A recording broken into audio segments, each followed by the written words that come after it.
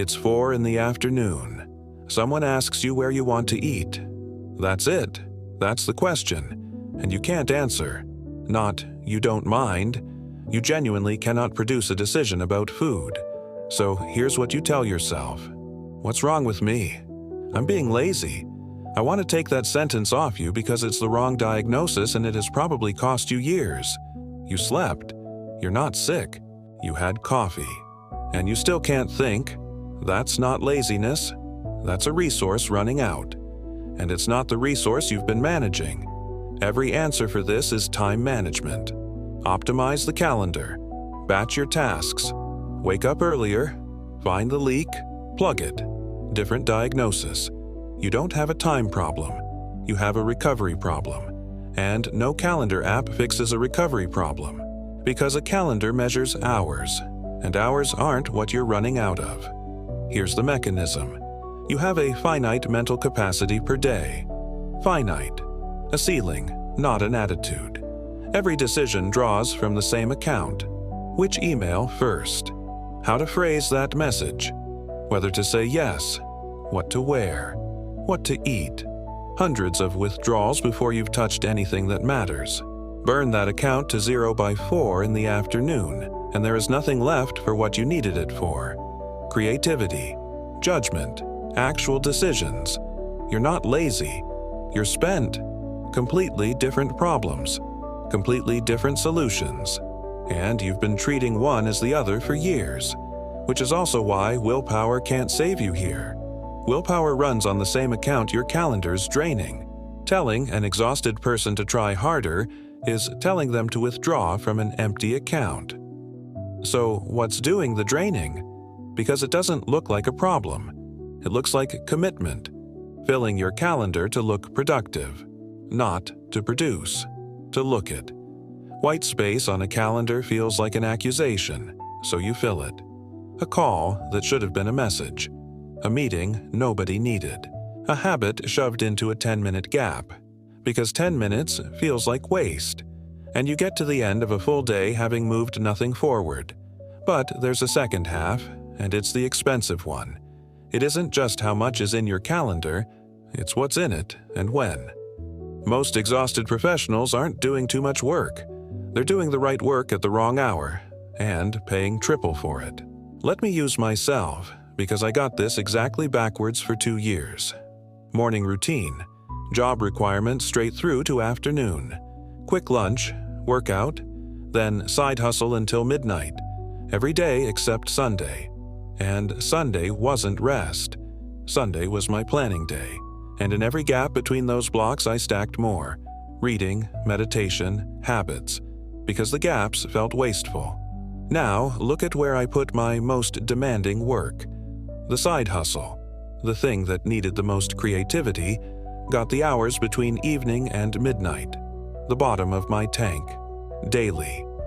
My sharpest thinking is early morning and, again, early afternoon. I knew that.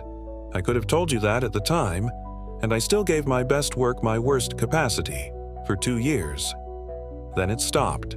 Not gradually. I hit a wall. Couldn't think. Lethargic. Didn't want to do anything at all, and I don't mean unmotivated. I mean the machinery wouldn't turn over. My first instinct was to go looking for the flaw in my discipline.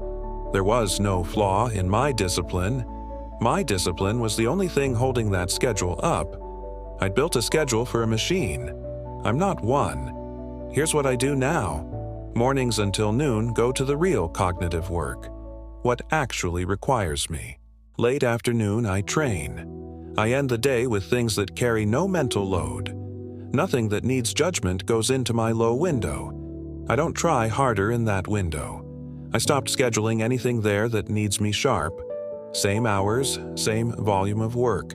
Completely different person by Friday. One more piece, and this is the one to sit with.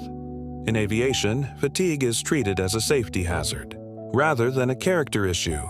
Hard duty limits, mandatory rest, because fatigue increases human factors, and human factors cause accidents.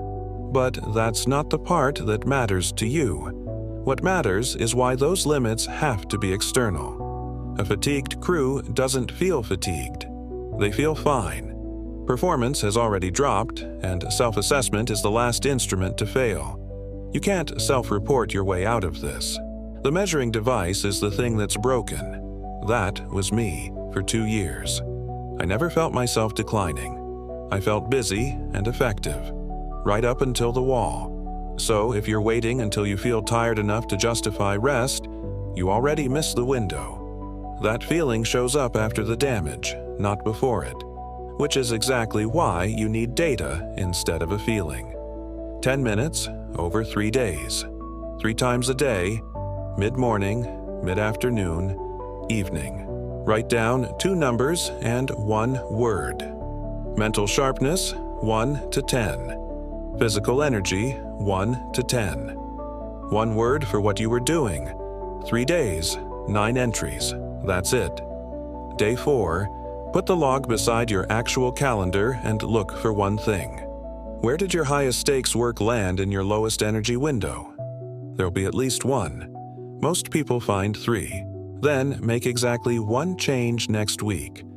Move 1 high-stakes task into a high-energy window and put something that needs no judgment where it used to be. 1 move, not a redesign. You don't need a new life. You need to stop fighting your own biology on one specific block of your week. You've been told exhaustion means you need more discipline. It usually means the system put a depleted human in the seat and expected performance anyway. Fix the system. The discipline was never missing. And when you get this right, you don't just get energy back. You get back the thing that goes first and returns last. Your mind starts wandering again. Imagination switches on. Solutions arrive while you're doing nothing, which is the only place they ever arrive. The Resilience Starter Frameworks are free. Links in the description. That's the actual toolkit. And tell me in the comments, what's the one task you keep scheduling in your worst window? I read every one. If this was useful, subscribe.